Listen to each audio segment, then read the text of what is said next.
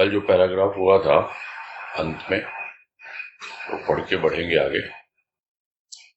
इसमें कहा गुरुदेव ने कि भाव की बातें कहना सरल हो सकता है, भाव आना सरल नहीं। पिघलता मक्खन अति अल्प उष्णता पाकर, किंतु पिघलना नहीं, विचित्र अवस्था बन जाती है भाव में। भाव में वाक्य कुवाक्य की ओर ध्यान कहाँ, कहने वाले चल बसे, भाव वाला अमर हो गया। अब तक का इतिहास यही बतलाता है, कोई पूजा करे या निंदा, भाव वाला तो मस्त रहता है भाव में। जब जब भाव को भाषा में व्यक्त करने का प्रयास किया, सफलता कहाँ मिली। ध्यान को ही उपासक न बतला सका, फिर भाव तो ध्यान से भी अनोखा है।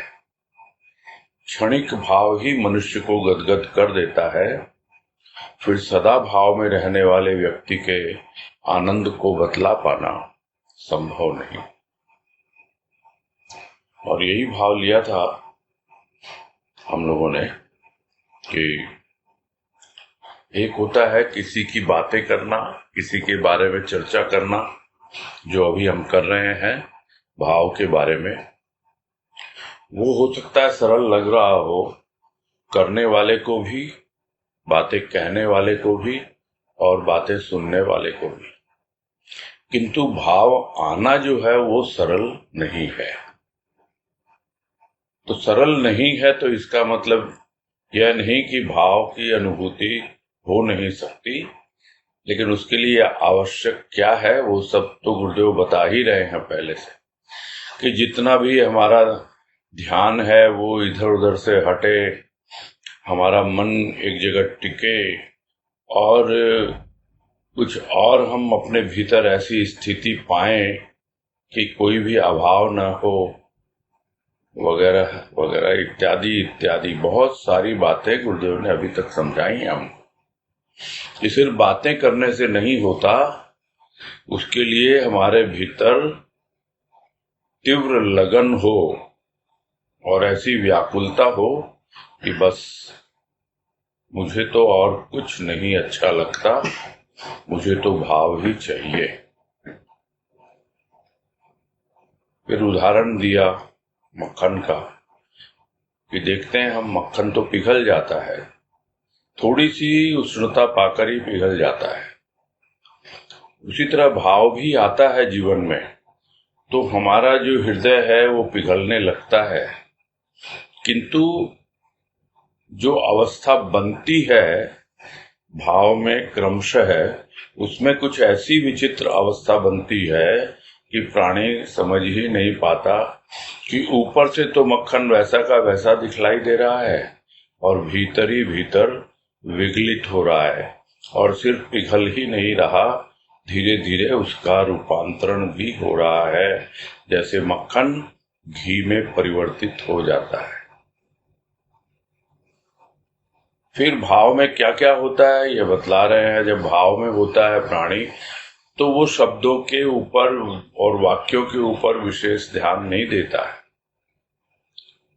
जो लोग इस पे ध्यान देते हैं और उसके अनुसार सजा के संवार के अपनी बातें रखते हैं, वो आते हैं और चले जाते हैं, कोई विशेष उनका नाम लेने वाला होता नहीं है, किंतु भाव वाला अमर हो जाता है और न जाने कितने ही प्राणी उससे प्रेरित होते हैं और उनके बताए हुए मार्ग पर चलते हैं, उन्हीं के अनुसार अपना जीवन यापन करते हैं। इस प्रकार से शरीर मरता है, शरीर चला जाता है, किंतु भाव कभी मरता नहीं है। यहाँ भाव वाला अमर हो गया से मतलब वो व्यक्ति जिसके साथ वो भाव जुड़ा है, यदि भाव अमर है तभी भाव वाला अमर है। तो अब तक का इतिहास तो यही बतलाता है, यही होता आया है और यही होता रहता है और यही होता रहेगा।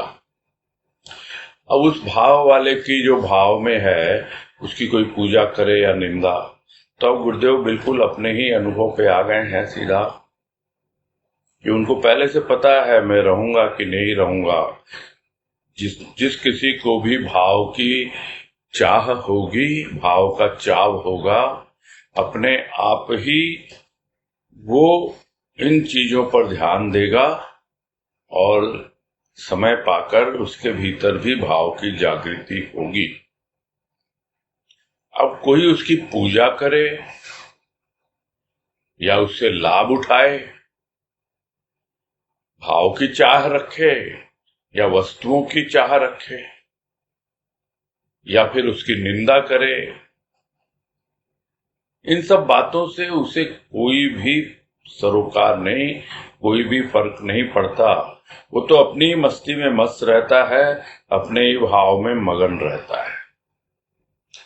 और जब कभी भी कोई प्रयास करता है उस भाव को भाषा में व्यक्त करने का, जो गुरुदेव यहाँ स्वयं कर रहे हैं प्रयास, कि भाव क्या होता है उसके बारे में हमें परिचय दे रहे हैं, उसका वर्णन कर रहे हैं, फिर भी कह रहे हैं कि कितना प्रयास कर लो आप, सफलता मिलती नहीं है, उसका वर्णन नहीं हो सकता, उसको व्यक्त नहीं किया जा सकता है। और उसका कारण क्या है? जब ध्यान में उपासक होता है, जो बैठता है ध्यान में, यानी वो तो इंटेंशनल होता है, क्योंकि भाव कभी भी इंटेंशनल नहीं आता है, अचानक। जिस तरह पहले बताया कि एक बिजली सी कौंधती है, वो बहुत ही प्रारंभिक अवस्था होती है भाव की, और धीरे धीरे जब वो प्रकाश ठहरने लगता है, वो एक और उन्नत अवस्था होने लगती है। तो वो स्वतः ही होता है, प्रयास करने से नहीं होता। जबकि ध्यान के लिए बैठना पड़ता है, प्रयास करना पड़ता है। तो ध्यान यदि सध जाए किसी का, जिसका पूरा का पूरा ध्यान ध्याता में लय हो जाए, तो वही वापस आके बतला नहीं पाता है कि क्या हुआ ध्यान में, क्या अनुभव हुआ उसको। और फिर भाव तो ध्यान से भी अनोखा है, क्योंकि उसमें कोई प्रयास की आवश्यकता नहीं है, स्वतः स्फूर्त है भाव, अपने आप बस थोड़ी सी भीतर में उसके लिए लगन चाहिए, और लगन भी गहराई से, और साथ ही साथ एकदम वन ट्रैक माइंड होना चाहिए कि बस मुझे तो गुरुदेव तुमसे भाव ही चाहिए, बहुत खेल लिया खिलौने से, अब और नहीं खेल सकता। तब थोड़ा बहुत लगता है जीवन में कि हाँ, अब समझ रहे हैं वो, यानी हम अब तक तो उससे वस्तुओं के लिए आग्रह करते रहे, अब हम उससे भाव के लिए आग्रह कर रहे हैं, तब जाकर भाव की अनुभूति होती है। और ये हम सब जानते हैं कि थोड़ा सा भी भाव मिलता है उसकी कृपा से, तो एकदम भीतर से गदगद हो जाते हैं। और फिर गुरुदेव अपने लिए कह रहे हैं कि भाई जो सदा भाव में रहने वाला है, उसके आनंद को कौन बतला पाएगा? वो खुद ही नहीं बतला पा रहा, दूसरा कौन बतलाएगा? संभव नहीं है। तो इसलिए यदि हम वैसा ही आनंद चाहते हैं, तो हमें भाव के सिवा और कुछ न भाए। हमारी पूरी की पूरी जो, क्या कहा जाए उसे, इच्छाएं, कामनाएं, मांग, कुछ भी हो, सब कुछ इकट्ठा करके उसके चरणों में रख दें कि गुरुदेव मुझे तो बस भाव चाहिए।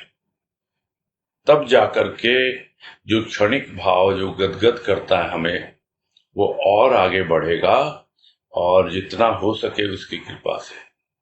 गुरुदेव तो यही कह रहे हैं, सदा भाव में रहने वाला। तो सदा भाव में रहना बहुत कठिन है, बहुत कठिन है। उसके पहले उदाहरण दिया रामकृष्ण परमहंस का। वो रहते थे, किंतु कभी कभी उन्हें भाव का इतना उद्वेग होता था, तो वो भावातिरेक में वो अपना स्वयं का ही बैलेंस नहीं कर पाते थे, और लोग कहते थे उनको मिर्गी का रोग है, हो जाता है। किंतु गुरुदेव के साथ ऐसी कोई बातें नहीं हुई है, बिल्कुल एकदम बैलेंस्ड, संतुलित और अपने कंट्रोल में रह करके, यानी उन्होंने हमें भाव को कंट्रोल करना सिखाया है, यानी किस तरह हम उस भाव को जीते हुए और अपना संतुलन बना के रखें। आगे कह रहे हैं गुरुदेव, भूमि पर अनेक पुष्प विकसित होते हैं, सौंदर्य प्रसारित करते हुए, अथच कुछ मनमोहक भी, किंतु सुगंध कहाँ। ऐसे ही मनुष्य के विचार भी हैं। सुगंध फैलाने वाले विचार तो अति अल्प दृष्टिगत होते हैं, अधिक मनमोहक विचारों ने ही मनुष्य को मोहग्रसित कर रखा है। दुख सुख की वायु बहती रहती है, दुख ही अधिक, सुख का पता ही नहीं चलता, कब आता है कब जाता है। चिंताकुल मन सुख का अनुभव ही नहीं करने देता। आनंद की तो बात ही बात है, इसका अनुभव भाव में स्वतः होता है। और उदाहरण लिया फूलों का, कि न जाने कितने प्रकार के फूल हैं इस भूमि पे, इस सृष्टि में जो विकसित होते हैं और बहुत सुंदर दिखलाई देते हैं, बड़े मनमोहक होते हैं। किंतु जब उनके पास जाओ तो कहाँ है सुगंध। तो जब तक हम किसी से मिलते जुलते नहीं, किसी के करीब जाते नहीं, तब तक दूर से तो अच्छा ही लगता है। जो कहावत है कि दूर के ढोल सुहावने होते हैं, तो दूर से अच्छे लगते हैं वो, किंतु पास पहुंचो तब वास्तविकता मालूम पड़ती है। तो सौंदर्य तो दिख रहा है उनका और मन को मोह भी रहे हैं, तो सिर्फ मन को ही मोह रहे हैं। और इसी तरह मोह में प्राणी फंसा रहता है, ऐसे ही विचार है उसके, क्योंकि उसे सुगंध का अभी परिचय है ही नहीं। क्योंकि सुगंध फैलाने वाले विचार तो उसके भीतर आते ही नहीं है, और यदि आते भी हैं तो इतने कम होते हैं कि वो समझ ही नहीं पाता उनको। और जो मनमोहक विचार हैं, बस वही उस पे छाए रहते हैं और उनको दबा ही देते हैं, और वो हमेशा मोह से ही ग्रसित रहता है। व्यक्तियों के, वस्तुओं के, यही सब विचार आते हैं और इन्हीं में उलझा रहता है हर समय। और क्या फिर उसकी अवस्था होती है, कभी दुख आता है, कभी सुख आता है। तो गुरुदेव कह रहे हैं, सुख तो बहुत कम समय के लिए ही आता है, पता भी नहीं लगता कब आया कब गया। किंतु दुख तो लगता है उसका चिर साथी है, बहुत पुराना परिचित है, इसीलिए बार बार आता है। यही कहा गुरुदेव ने एक वाणी में कि दुख बार बार क्यों आता है, अति परिचित तो आएगा। कि आप ऐसे विचारों में उलझे हुए हो जो पूरी तरह भौतिकवादी है, यानी भौतिकता, यदि बातें भी करते हैं तो भौतिक जीवन की करते हैं, चिंतन मनन भी करते हैं तो भौतिक विचारों में ही करते हैं, उन्हीं वस्तुओं में, व्यक्तियों में। तो फिर होगा क्या, कैसे आंतरिक सुख का अनुभव हो। जो थोड़ा अनुभव सुख का होता भी है वो वस्तुओं के माध्यम से होता है, किंतु मन उसका सुख कितना उठा पाता है, क्योंकि वो मन तो चिंताकुल है, यानी चिंता से घिरा हुआ पूरी तरह। इसलिए अगर सुख आता भी है तो उसका अनुभव वो मन करने ही नहीं देता है, इसलिए दुख ही दुख बना रहता है। तो दुख और सुख का कोई झूला नहीं है, लोग कहते हैं दुख और सुख के झूले में झूल रहा है। झूले में तो एक तरफ और दूसरी तरफ दोनों बराबर होते हैं, जिधर पैंग मारो उधर उठता और पीछे भी उतना ही जाता है, यानी 50-50। किंतु मनुष्य के जीवन में है नहीं, दुख और सुख 50-50 नहीं है, ज्यादातर तो दुख ही है, यही कह रहे हैं गुरुदेव। और फिर वो बातें करता आनंद की, सिर्फ बातें ही बातें हैं।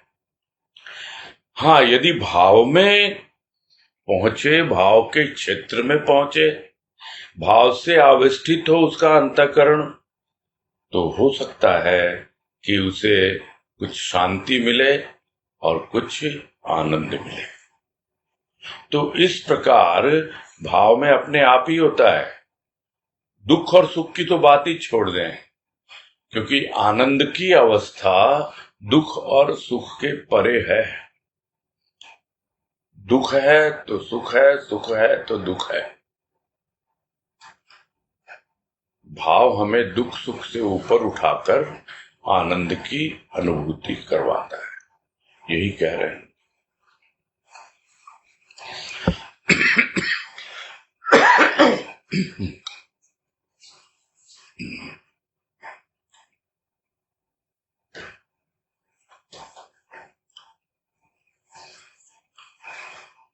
आगे है, बसंत ऋतु ने नवीन पल्लव दिए वृक्षों को, भाव ने अभाव रूपी पतझड़ का अंत कर आनंदमय सृष्टि की। इस स्थूल सृष्टि में जब भाव सृष्टि बनती है तो स्थूल जगत स्थूल वस्तुओं में ही लिप्त रहता है। और भाव जगत को क्या कहा जाए, अपूर्व अवस्था बना देता है।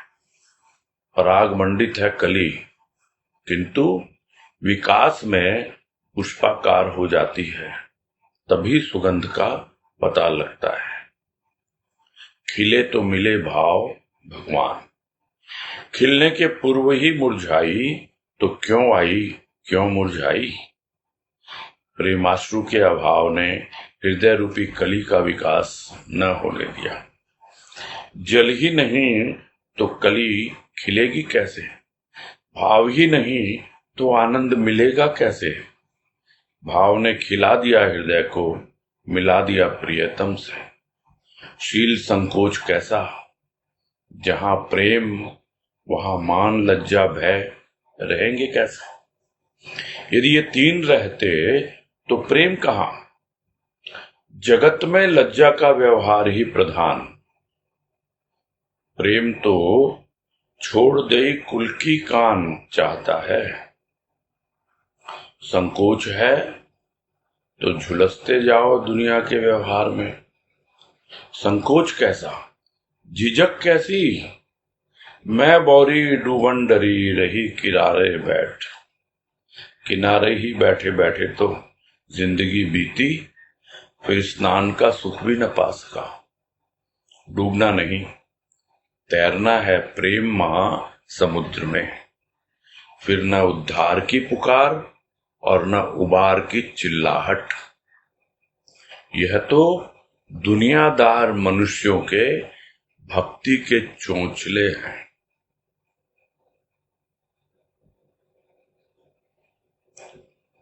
और ये अंतिम वाक्य ऐसा लिख दिया गुरुदेव ने कि जैसे बिल्कुल हिला के रख दिया। खैर, आएंगे वहां पर भी, अभी तो प्रारंभ करते हैं। पैराग्राफ जो है कि प्रकृति का उदाहरण है, ऋतु परिवर्तन होता है, बसंत ऋतु आती है, नए नए कोमल कोमल पत्ते वृक्षों को मिलते हैं। तो ये तो एक प्राकृतिक रूप होता है। उसी प्रकार जब भाव आता है बसंत ऋतु बनकर, तो अपने आप ही पतझड़ का अंत हो जाता है। और पतझड़ का अंत होकर के एक ऐसी सृष्टि का निर्माण होता है अंतःकरण में, भीतर में, जिसे गुरुदेव यहाँ कह रहे हैं वो आनंदमय सृष्टि है। यह तो बाहर की सृष्टि है, बाहर की ऋतु है। यहाँ भीतर की ऋतु है, भीतर की सृष्टि है, जहाँ भाव आते ही आनंद छा जाता है।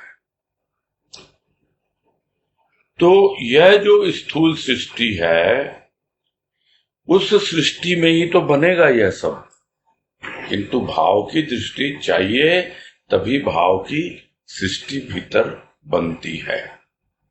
तो स्थूल सृष्टि में जब भाव सृष्टि बनती है, यानी दुनिया में रहते हुए भी, घर परिवार में रहते हुए भी, संसार में रहते हुए भी, जब भीतर में भाव की जागृति होती है, तो यह स्थूल जगत स्थूल वस्तु में ही लिप्त रहता। यानी जो भी दुनिया वाले हैं वो तो उन्हीं वस्तुओं में लिप्त रहते हैं, और अपना भी जो भी स्थूल का कार्य है, वो स्थूल के हाथ पांव, जो भी हमारी कर्मेंद्रियां, ज्ञानेंद्रियां शरीर से संबंधित, यानी स्थूल से संबंधित कार्य करती रहती हैं, उसी में लगी रहती हैं। और जो आंतरिक जगत है, जो भाव का जगत है, उसकी क्या अवस्था होती है? वो तो अपूर्व अवस्था बना देता है भीतर।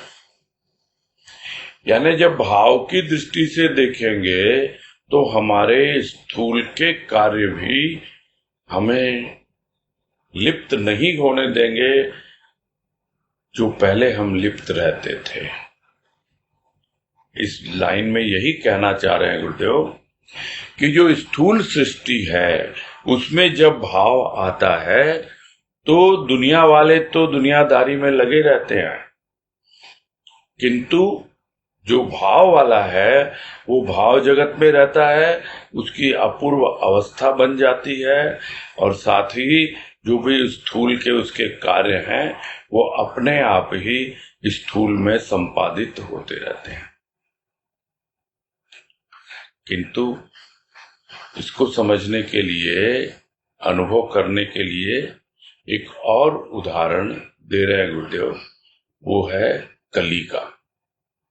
और वो उदाहरण कहता है कि कली के भीतर छिपा हुआ है पराग। पराग मंडित है कली, किंतु प्रकट नहीं है। प्रकट कब होगा? जब कली विकसित होगी, और विकसित होकर के पुष्प का रूप धारण करेगी। तो जब कली पुष्प के रूप में आती है, तभी जाकर के उसका जो सौरभ है, उसकी जो सुगंध है, उसका पता लगता है। छिपा हुआ है भीतर भाव, जिस तरह कली के भीतर पराग छिपा हुआ है। जैसे जैसे हमारे अंतःकरण का विकास होता है और धीरे धीरे भाव प्रकट होने लगता है, तब हमें उस भाव का पता लगता है। जिस तरह सुगंध का पता लगता है जब वो कली फूल बन जाती है, तो इस तरह से जब हमारा हृदय खिलता है तो अपने आप ही भाव भी प्रकट होता है और भगवान भी प्रकट होता है। तो जब खिलेगा तभी मिलेगा, यानी खिले तो मिले। यानी ये बात आगे की है कि अब खिलते जाओ और उससे मिलते जाओ, उसमें समाते जाओ। जो कुछ भी देने वाले ने दिया है वो उसी को अर्पित करते चले जाओ। और यदि खिल ही नहीं पाए, यदि भीतर से वो भाव की सुगंध प्रकट ही ना हुई और खिलने के पहले ही मुरझा गई कली, यानी हमारा भीतर का जो कुछ भी है वो यदि खिलने के पहले ही अगर चला गया, यानी फिर से आना पड़ेगा। फिर तो फिर क्यों आई और क्यों मुरझाई? क्यों तो संत की शरण में आया प्राणी और क्यों समझ नहीं पाया। अरे बड़ा सौभाग्य है, कहा जाए तो अतिशयोक्ति नहीं होगी, कि कली की बेकली ही उसे खिलाती है। यह गुरुदेव ने कहा, जो लेख है उनका, ये कलियां और ये खिलने का जो प्रोसेस है, जो प्रक्रिया है, उसको यदि विस्तार से समझना है तो हम वो लेख पढ़ें उनका। आनंद पुष्प में है ये कलियां। यहां इतना ही समझा रहे हैं कि खिलने के लिए आए हो, मिलने के लिए आए हो, खिलो और मिलो, अन्यथा एक सौभाग्य मिला, मनुष्य का जीवन मिला, उससे बड़ा सौभाग्य संत की शरण मिली है, सत्संग मिला है। और फिर भी यदि मुरझा गई हमारी कली, खिलने के पहले ही यदि उसके भीतर से भाव की सुगंध प्रकट न हुई, तो फिर क्यों तो इस सत्संग में आया और क्यों इस धरा पर आया।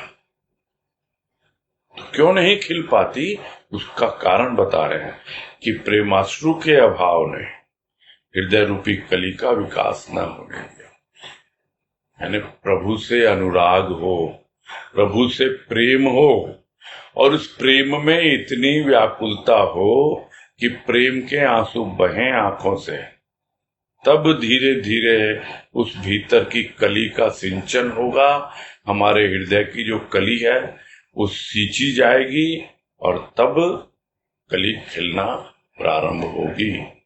इसीलिए कह रहे हैं गुरुदेव कि जल ही नहीं तो कली खिलेगी कैसे, भाव ही नहीं तो आनंद मिलेगा कैसे। कि हृदय तो है, विकसित नहीं हुआ अभी, उसके भीतर से सौरभ प्रकट ही नहीं हुई।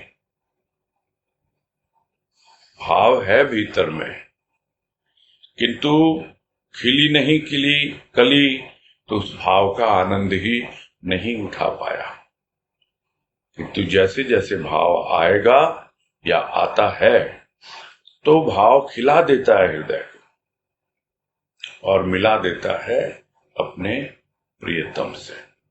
तो उसी बात को पूरा एक्सप्लेन किया गुरुदेव ने कि खिले तो मिले भाव भगवान, और देखा जाए तो भाव ही भगवान है। वो भगवान भाव बनकर ही हमारे भीतर की कली को खिलाने के लिए हमारे जीवन में आया है। इस भाव से जब हम भगवान को अपने हृदय में उतारते हैं तो अपने आप ही अभाव दूर होते हैं। जो पहले लिखा, इस भाव ने अभाव रूपी पतझड़ का अंत कर दिया, अब तो कली खिलनी शुरू हो गई है।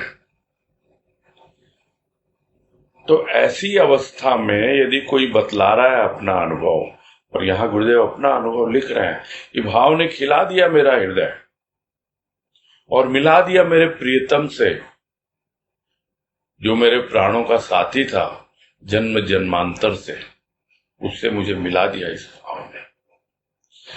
तो अब शील संकोच कैसा है, कोई बात नहीं, स्थूल में मिले हैं, कुछ एक नाम रूप लेकर के आए हैं गुरुदेव, किंतु मिलना तो उनके भाव से ही है ना,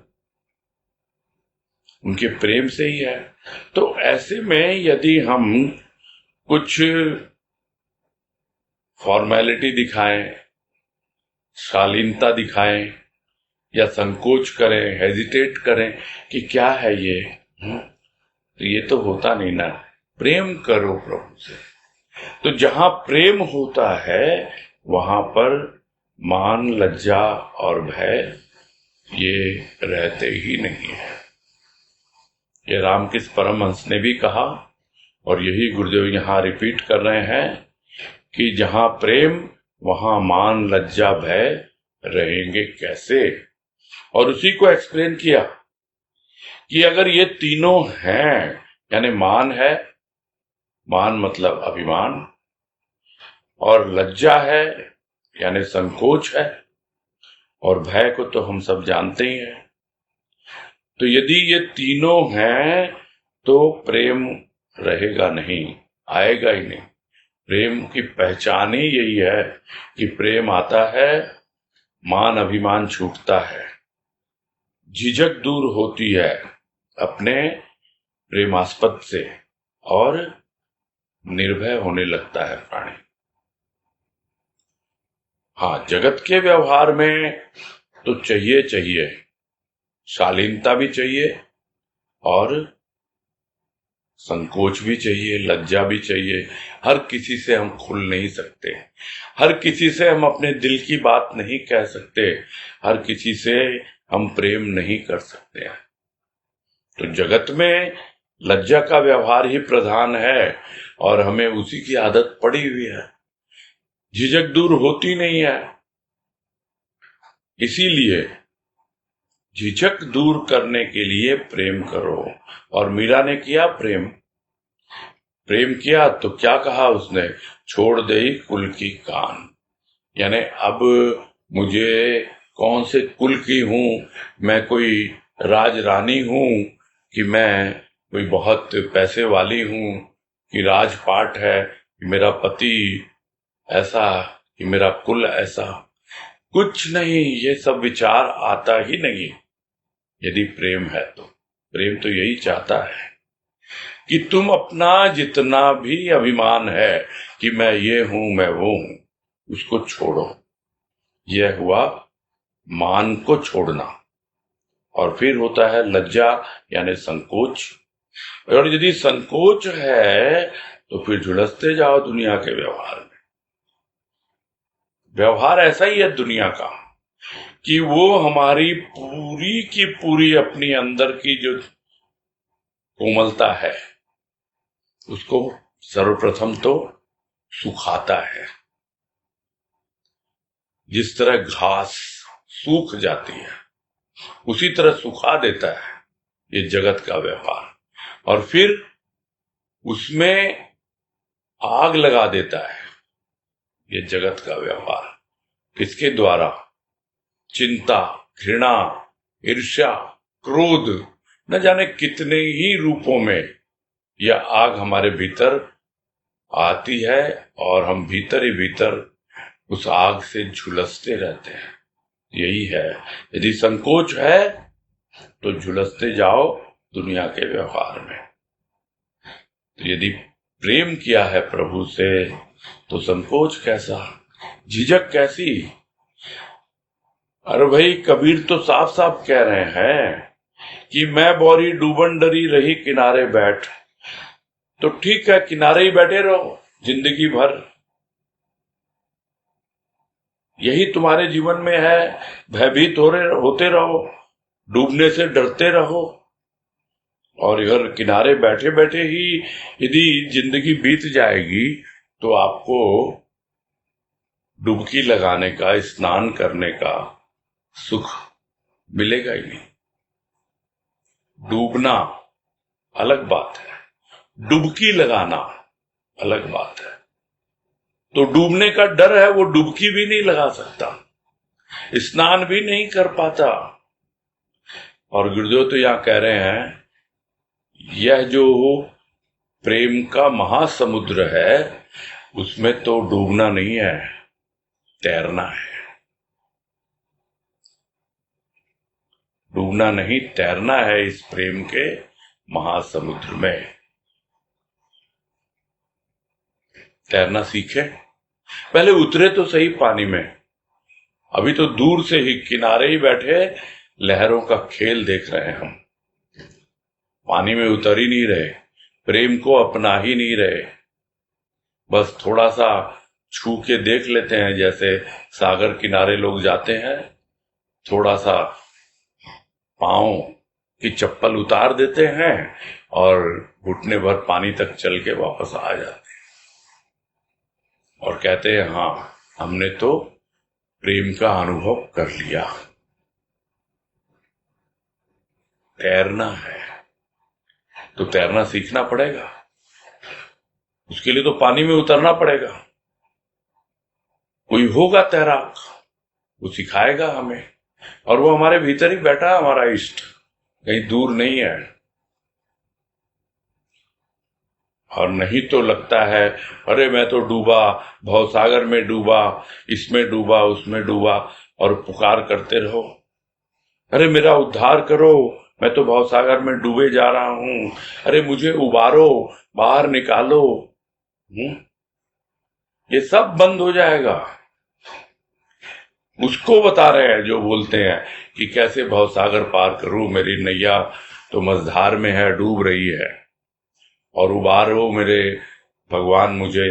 तो कह रहे हैं ये तो दुनियादार मनुष्यों के भक्ति के चोंचले हैं, ये तो भक्ति के चोंचले हैं। वास्तविक जो भक्त होता है उसको डूबने से डर होता ही नहीं है, वो तो प्रेम सागर में तैरता हुआ इस पार से उस पार चला जाता है बड़े आराम से। और उसको कहां से एनर्जी मिलती है? उसको एनर्जी मिलती है भाव से। वो भाव जो प्रारंभ हुआ उस आत्मा से, आत्म भाव, वहां से चलते हुए वो हर अवस्था में होता है और कभी प्राणी को थकने नहीं देता, कभी निस्तेज नहीं होने देता, हमेशा उस भाव का तेज बना रहता है। बोलते बोलते एक वाणी भी याद आ गई कि तेज भेज भाव सेज। तो जब आजीवन भाव के तेज को अपनाएगा और जब विश्राम करने जाएगा सेज पर, तब भी तो उसे भाव ही चाहिए। पूरा जीवन बड़े आराम से व्यतीत कर पाता है वो प्राणी जो भावपूर्ण ढंग से भक्ति करता है, और नहीं तो दुनियादार मनुष्य, ये तो भक्ति के चौंचले हैं, मैं डूब रहा हूं, मर रहा हूं, दुनिया में फंसा हुआ हूं, मुझे बाहर निकालो मेरे भगवान, और ये सब बातें करते रहते हैं लोग। और उसी बात को और आगे अच्छे से समझा रहे हैं गुरुदेव इस पैराग्राफ में कि दिल खोलकर प्यार कर उस अदृश्य से कि वह दृश्य हो जाए हृदय मंदिर में। बात कर उस अदृश्य शक्ति से कि वार्तालाप का आनंद आए। ये दुनिया में धक्के खाने वाले हैं, इनसे बात कर प्यास न बुझेगी। प्रेमी बात करता है अपने प्यारे की, और ये अपना ही दुखड़ा रोते रहते हैं अभाव का। क्यों सुनाता है इन्हें भाव की बात? ये अभाव में ही पैदा हुए हैं और अभाव में ही मर जाएंगे। माता पिता संतति का अभाव रखते आए और इनके प्रियजन अभाव के ही गीत गाते चल बसे। चले तो बसे कहां? बस में होते आए अभाव के, बसना कहां? यहां तो तरसना है स्थूल वस्तुओं के लिए। तरसना है, न तर होना है और न सना है प्रेम में। फिर भला शांति कहां, भक्ति कहां? यदि प्रार्थना भी करते हैं ये दुनियादार व्यक्ति, वहां भी अभाव की पूर्ति के ही गीत गाते हैं। और बता दिया गुरुदेव ने भक्ति करने का क्या तरीका है। ये दुनियादार मनुष्यों के जो भक्ति के चोचले हैं उनसे बाहर निकलो। ये तो हमेशा अभाव की ही बातें करते हैं और अभाव की पूर्ति के लिए ही कहते रहते हैं, और वही आदतें पड़ी हुई हैं। क्योंकि लोग सत्संग में आने के पहले न जाने कितने मंदिरों के चक्कर काट चुके हैं, और उन आदतों से छुटकारा पाना बड़ा कठिन होता है। इसलिए गुरुदेव स्पष्ट रूप से कह रहे हैं कि अब यहां आ गए हो, अब तुम्हें कुछ और करने की जरूरत नहीं है, सिर्फ दिल खोल कर प्यार करो उस अदृश्य से जिसको तुमने देखा नहीं है, और फिर बोलेंगे हमको जिसको देखा नहीं उससे क्या प्यार करें। अरे वो कहीं तो माना होगा तुमने, किसी तस्वीर में माना होगा, किसी मूर्ति में माना होगा, या अपने भीतर ही माना होगा, या अपने आप को ही माना होगा। कुछ तो होगा। दिल खोल कर प्यार कर। यहां ध्यान पूरा दिल खोल कर प्यार करने पर होना है। और अदृश्य हो सकता है, अज्ञात हो सकता है, किंतु अज्ञेय नहीं है। यह गुरुदेव ने कहा है, वह अज्ञात हो सकता है, अज्ञेय नहीं है, यानी उसे जाना जा सकता है। वो अदृश्य हो सकता है, किंतु उसे देखा जा सकता है। तो दिल खोल कर जब प्यार करेंगे तो अदृश्य दृश्य हो जाता है हमारे हृदय मंदिर में। और फिर बात कर उस अदृश्य शक्ति से, वार्तालाप का आनंद आए। ये दुनिया वालों से क्या बात करते हो, ये तो धक्के खाने वाले हैं यहां से वहां। कभी इस मंदिर देवरे पे जाएंगे, कभी वहां जाएंगे, कभी वहां जाएंगे। इनसे बात करके क्या हासिल होगी? इनसे बात करके प्यास नहीं बुझेगी।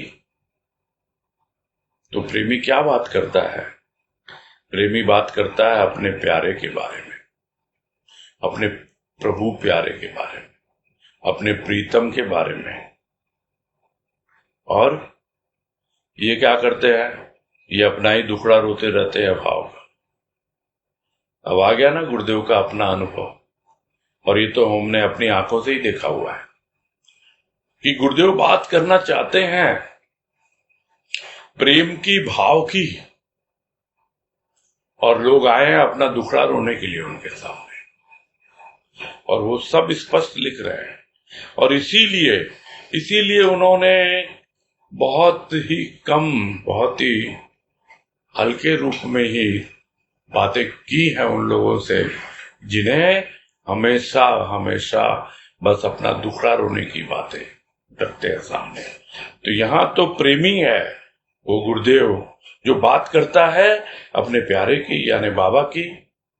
और बाबा की क्या बात करेगा?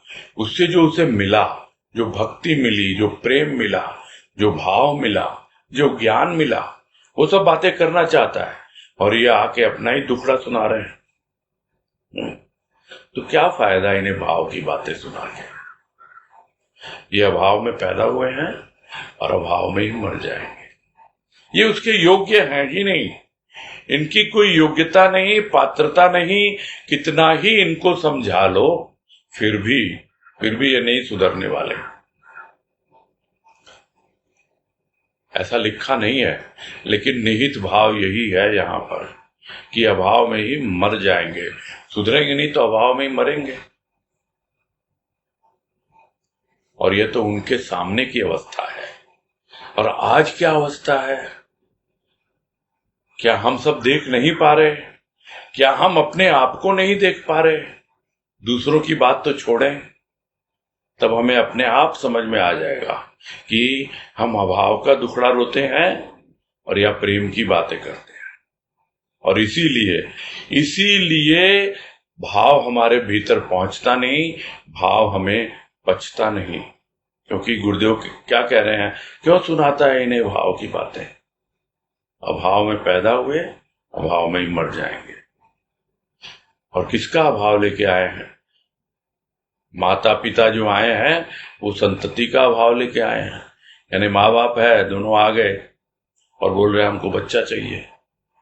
और इनके प्रियजन, अरे वो भी ऐसे ही करते आए और उन्हीं अभावों के गीत गाते गाते चले गए। चाहे इनके पूर्वज थे, प्रियजन थे, ऐसे ही आए, अभाव के गीत गाते चले गए। तो चले तो गए यहां से, लेकिन कहां गए? बसे कहां? टिक नहीं पाए भाव में। थोड़ा बहुत भाव मिला भी, टिक नहीं पाए भाव में। ये तो बस में ही होते आए अभाव के। क्योंकि थोड़ा सा भाव दिया भी अगर इनको, तो भी भाव में टिक नहीं पाए, बसे नहीं, अभाव के ही वश में होते चले आए। और बसना कहाँ, यहाँ तो तरसना है।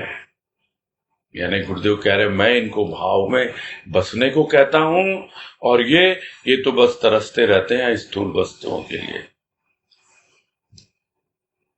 तो तरसना क्या है? तरसना है न तर होना है और न सना है प्रेम में।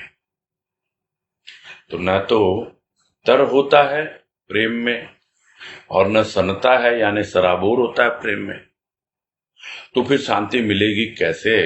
कैसे भक्ति होगी? और यदि प्रार्थना भी करेंगे तो क्या अभाव की पूर्ति के लिए करेंगे? करते आए हैं। तो यही हालत है दुनियादार व्यक्ति की। भले ही वो किसी भी अवस्था में पहुंच जाए, उसकी मेंटालिटी, उसकी सोच, उसका दृष्टिकोण और इन सब बातों को गुरुदेव न जाने कितने प्रवचन में बहुत ही स्पष्ट रूप से समझाते रहे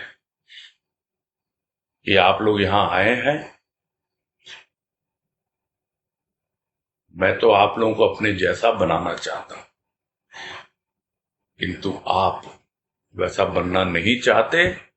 आप तो मुझसे लाभ उठाना चाहते हो, अपने अभावों की पूर्ति करना चाहते हो। बस यही पूरा।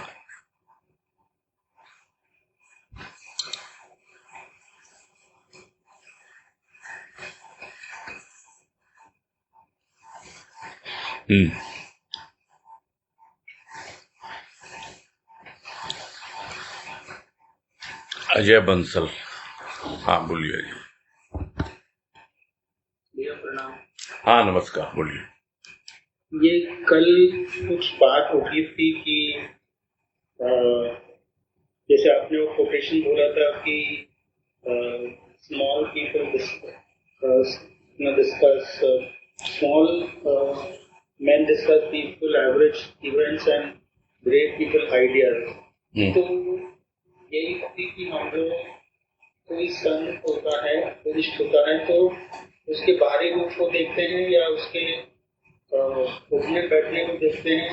हमको उसके भाव को देखना है। तो ये जो भाव को देखना है, भाव को डिस्कस करना है, ये क्या है एक्चुअली? आप गो अबाउट इट। चलो मैं इसको आपका क्वेश्चन मैं समझ गया। मैं इसको थोड़ा और सिंपल लैंग्वेज में बता रहा हूं। वो कोटेशन जो पढ़ा था मैंने वो फिर से रिपीट कर देता हूं। अंग्रेजी में था कि small mind discusses people, average mind discusses events, great mind discusses ideas. यानी जो छोटा दिमाग है वो व्यक्ति की बात करता है, लोगों की बात करता है। जो मध्यम दिमाग है वो घटनाओं की बात करता है, और जो अच्छा माइंड, ग्रेट माइंड होता है यानी बहुत उच्च स्तर का होता है, वो आइडियाज की बात करता है। तो इसका जो उदाहरण आप ऐसे समझ सकते हो कि कोई कृष्ण की भक्ति में लगा हुआ है, ठीक है।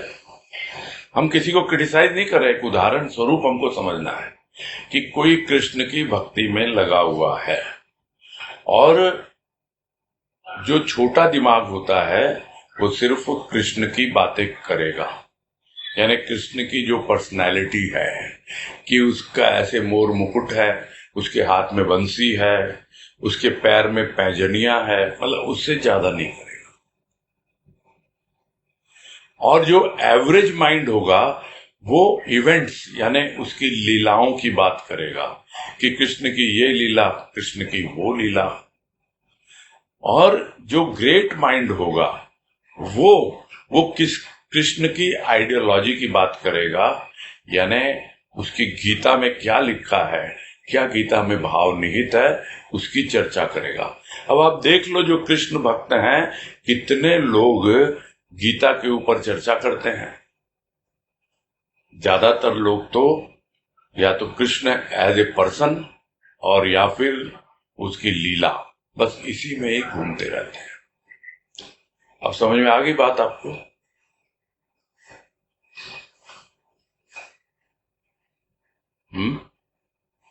हाँ जी अजय जी, हेलो, सुन रहे? हाँ सुन रहे थे ना आप? हाँ। या तो आपकी आवाज मतलब उनकी आवाज कुछ डिस्टर्ब हो रही है। पता नहीं कुछ इंटरनेट का शायद प्रॉब्लम है। नहीं, इंटरनेट से ज्यादा मुझे लग रहा है आपका कुछ, आपने वो माइक्रोफोन से, मतलब वो ईयरफोन लगा के बोलो, आप स्पीकर पे बोल रहे हो ऐसा लग रहा है। नहीं, स्पीकर पे तो नहीं है भैया। अच्छा, आवाज गूंज रही तो कमरे में गूंज रही होगी, ऐसी जगह होंगे जहां पूरा खाली हो। हाँ चलो कोई बात नहीं है, आपको समझ में आ गया ना? थोड़ा सा कुछ और बताइए ना, कि जैसे मतलब जैसे कृष्ण के बारे में आपने कहा कि हाँ, उन्होंने जो कहा है गीता में, या उन्होंने कैसे लाइफ जी है, उसके बारे में सोचना है। नहीं, कैसे लाइफ जी है वो उनकी लीला है, वो इवेंट्स में आता है, वो इवेंट्स में आता है। उनकी जो आइडियोलॉजी है, हाँ, वो उनका भाव है। ठीक है। अभी जैसे गुरुदेव का है, अब हम लोग बात कर रहे हैं ना आइडिया, उनका आइडियोलॉजी है ये। हाँ, आप उनकी वाणी पे चर्चा कीजिए, वो आइडियोलॉजी है उनका। आप अगर किसी चीज के ऊपर में जो उसकी सिर्फ आइडियोलॉजी है, यानी उनके जो आइडिया क्या है, विचार यानी भाव, है ना, तो आप भावों की बात करिए ना। आप खाली शब्दों में घूमते रहेंगे तो भी आइडियोलॉजी नहीं होगी। आप अगर गुरुदेव के साथ ये हुआ, गुरुदेव आए थे बॉम्बे, हम तो उनके साथ बैठे थे, हम तो खूब उनके साथ चाय पीते थे, अपने हाथों से हमने चाय पिलाई है, तो ये सब इवेंट्स हैं, है ना? समझ में आ रही है ना बात? हाँ, यही है समझाने का मतलब, यही है। ठीक है। जैसे उनकी कोई बातें छुई हो, वो आप उसके भाव को पकड़िए, जो बात छुई है उसके पीछे क्या भाव है, वो भाव छूता है, बात क्या छूती है, कोई शब्द छूते हैं क्या? अब गुरुदेव ने इतना लिखा, कितने लोगों को छूती हैं बातें? मैं वही तो कल बता रहा था कि जिसका उसके प्रति रुझान होगा, इंटरेस्ट होगा, वही उस पे चर्चा करेगा, बातें करेगा, वही उसको सुनेगा। अन्यथा तो ठीक है, सबका अपना अपना जीवन है, अपने ढंग से जीते ही है ना। ये पूरे दुनिया में है ये, और जो दुनिया में है, हमारी दुनिया, सत्संग भी एक छोटी सी दुनिया है, हमारा परिवार वो भी एक छोटी सी दुनिया है। हमारे परिवार में भी 4 तरह के लोग मिल जाएंगे आपको, तो ऐसे ही है सब, है ना? ठीक है, क्लियर है? हाँ, थैंक यू। हाँ ठीक है। हाँ, नेक्स्ट बिना तो दी।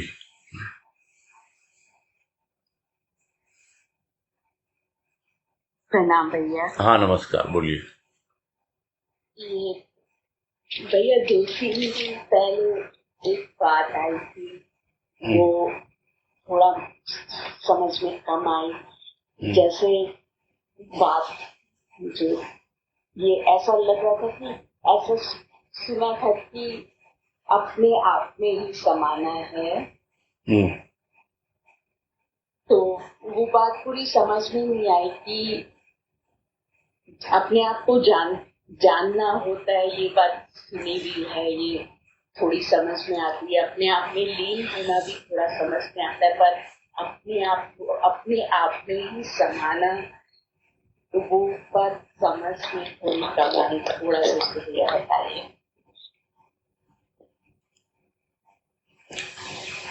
समाना होता क्या है? जहां द्वैत है, दुई है, वहां पर है ये, यानी दुई रहे नहा, अपने आप में समाना, यानी जो एक भक्त है और एक भगवान है। तो भक्त कहाँ है और भगवान कहाँ है? तो ये टोटल यात्रा जो है भीतर की है, यानी भक्त भी भीतर यात्रा कर रहा है और भगवान भी भीतर ही बैठा हुआ है। अब भगवान कहाँ बैठा हुआ है? तो देखा जाए तो भगवान कहाँ नहीं है, मन में देखता है वहां भी भगवान,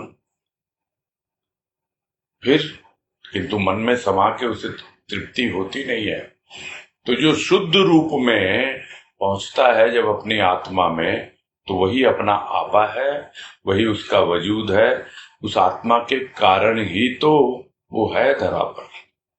तो वो अपनी आत्मा में ही अपना सब कुछ समाहित कर देता है, यानी पूरा मन बुद्धि चित्त अहंकार, और आगे जो स्थूल का भाव तो रहेगा ही नहीं, पहले ही नहीं रहेगा।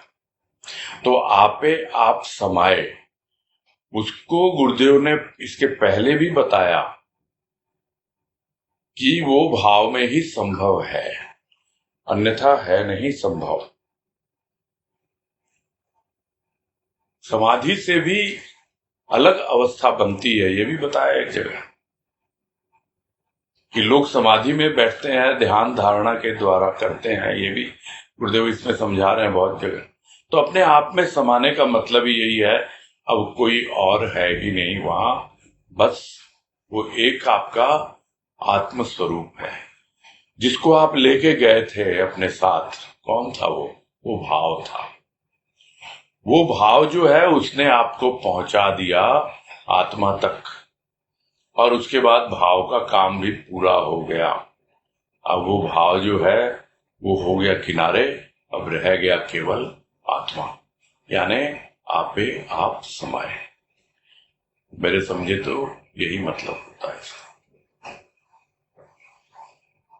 हाँ भैया, ठीक है। हाँ, हरिओम। हाँ, नेक्स्ट सुभाष पोद्दार।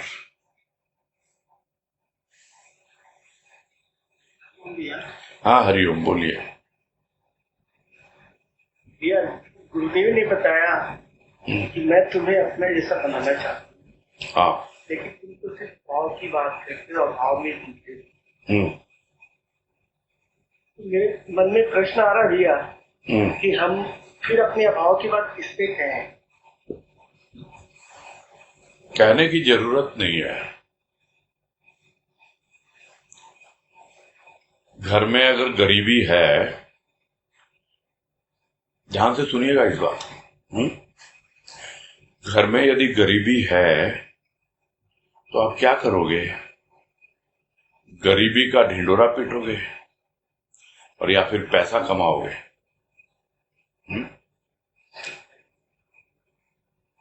क्या पैसा कमाओगे ना? बस वही है, वही कहते हैं गुरुदेव कि तुम भाव में आओ, भाव की बातें करो, अपने आप ही तुम्हारा अभाव दूर हो जाएगा। भाव ही वो पूंजी है जिससे अभाव दूर होते हैं। जो अभाव लेके तुम बैठे हो, स्थूल के हैं वो, और स्थूल की कितनी औकात है। अभी 2 दिन पहले 3 दिन पहले ही बात हो रही थी, ये सिर्फ 10% है। जो कुछ भी है, टिप ऑफ द आइसबर्ग की बात हुई थी कि एक हिमखंड का जैसे होता है रूप, कि सिर्फ 10% हिस्सा बाहर दिखता है, बाकी 90% जो है वो नीचे ही तैरता रहता है, दिखलाई नहीं पड़ता। और वो जो 10% है वही हमारे लिए 100% है। उसी के लिए हम रोते हैं, चिल्लाते हैं और बार बार उसके गुहार लगाते हैं, मेरा ये काम फंसा हुआ है, मेरा ये कर दो, मेरा वो कर दो। भाव की बातें क्या करते हैं उससे? भाव की बात करेंगे, भाव में रहेंगे। वो तो कहा ना गुरुदेव ने कि दिल खोल करके पुकारो उस अदृश्य को, है ना? उसको दिल खोल करके प्यार करो, फिर वो आए तो उससे प्यार की बातें करो आराम से बैठ के। मालूम ही नहीं पड़ेगा अभाव कहाँ है। अभाव जो है जब देखते हैं ना तभी है। ये सब बातें बड़ी थ्योरेटिकल लगती हैं, अन्यथा अभाव कभी खत्म होगा ही नहीं, क्योंकि हमारी दृष्टि अभाव पर है। हम जिस पे ध्यान देंगे हमें वही नजर आएगा। हम भाव पे ध्यान देंगे तो हमें भाव नजर आएगा। अब क्योंकि भाव है नहीं इसलिए हम ध्यान ही नहीं दे पाते। आजीवन अभाव के गीत गाते रहे और अब भी गा रहे हैं तो फिर क्या होगा? यही तो गुरुदेव समझा रहे हैं। किससे करें? अरे मैं कह रहा हूं किसी से ना करें। अगर आपको यह समझे कि भाई गुरुदेव तो हमारा खाली भाव की बात करते हैं, प्रेम भाव तो बस यही हमारा दे सकते हैं, तो हमको अगर भौतिक वस्तुएं चाहिए तो हम फला देवी के बात करें, हम फला देवता के पास जाएं, हम उनसे करें उनसे करें। ऐसे ही तो भटक रहे हैं लोग। देखता हूं मैं सत्संग में, माइंड मत करिएगा, यही हो रहा है। अरे आपका फोकस होना चाहिए भाव पे। भाव पे फोकस होगा, अभाव पे जाएगी नहीं दृष्टि, और अभाव दूर होते हैं, 100% दूर होते हैं। हमको अभाव की चर्चा नहीं करनी, बातें नहीं करनी, न उसके सामने करनी है और न किसी और के सामने करनी है। बस मेरा तो जीवन यही है, जीवन बोल रहा हूं मैं, और उस जीवन से ही मेरा अनुभव है, उस अनुभव के आधार पे ही बोल रहा हूं। किसके जीवन में अभाव नहीं है? कितना भी कमा लो हमेशा नाम ही है उसका। जिसको गुरुदेव ने कहा भी एक जगह, कमाई कम आई। ये कमाई कम ही लगती है हमेशा, कभी भी लगता नहीं है कि हमने बहुत कमा लिया। अभाव बना ही रहेगा पैसे का। ये तो अपनी अपनी सोच है। अब आपको मांगना उससे अच्छा लगता, मांगो ना, और मांग ही रहे हैं हम। सारी दुनिया मांग रही है, वैसे हम भी मांग रहे हैं। तो हमारे लिए गुरुदेव क्या है? जैसे और देवी देवता है वैसे एक और जुड़ गए। जैसे और दूसरे देवता हैं वैसे ही हम गुरुदेव को भी एक देव मानते हैं, बलदेव को भी एक देव मानते हैं। बस अगर हम 5 को मानते थे अब 7 को मानने लग गए। मैं अगर कुछ ज्यादा बोल रहा हूं तो मुझे क्षमा कीजिएगा, किंतु ये फैक्ट है जो मुझे दिखाई देता है। हाँ भैया, है जीवन की बात ऐसे ही है भैया, नहीं ऐसे ही है। मैं वही बोल रहा हूं ना, वो मुझे दिखलाई दे रहा है, मैं अपनी बात बता रहा हूं ना। फिर भी होता है ना कि जो अभी कुछ दिनों पहले इसी में आया था कि यथार्थ बड़ा कटु होता है ना, कड़वा होता है। अरे वही करेगा, सारे पूरे वही करेगा, उसमें कोई संदेह है ही नहीं, है ना। हमें तो सिर्फ आपको भाव, हाँ आप भाव पे फोकस करो, बाकी काम सारा उसको क्या दिखता नहीं है क्या? पता ही चला जाए। हाँ अपने आप ही जाएगा वो। प्रकाश आएगा, अंधकार अपने आप चला जाता है ना। हम ध्यान देते हैं अंधेरे पे, इसलिए बार बार आता है। प्रकाश का अभाव है, प्रकाश की कमी है, यानी भाव का अभाव ही और अभावों को लेके आता है। यही है 100 बात की एक बात। ठीक, हरिओम। हाँ हरिओम हरिओम। हाँ भाई अभी तो समय हो गया है। तनुश्री जी का हैंड अभी रेज है, कल बात करेंगे। ठीक है, पूरा करते हैं अभी। ठीक है भैया।